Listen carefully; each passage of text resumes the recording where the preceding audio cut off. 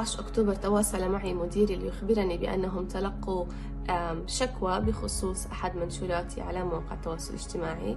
طلب مني أن أمتنع عن النشر وأن أشطب أي تعليقات كنت قد كتبتها سابقا. خلال ردي بعث لها بصورة تتضمن طفلا من غزة تم قتله جراء القصف الإسرائيلي. شرحت لها ببعض الكلمات أن هذه الصور وراءها أشخاص حقيقيون، هم ليسوا أرقاما وليسوا صورا وليسوا أسماء، هم أشخاص حقيقيون أنا أعرفهم.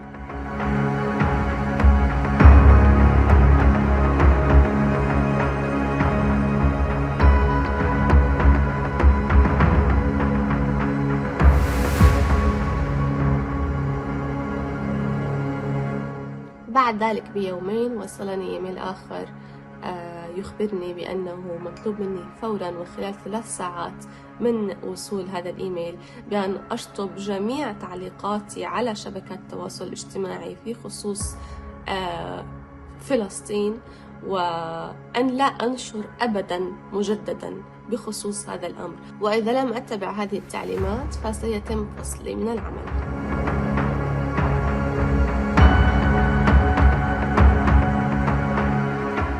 في النهاية لم يتم تزويدي بأي شيء، بأي روابط، بأي شروحات مفصلة، كان مجرد اتهامات وتم إنهاء خدماتي بالشركة.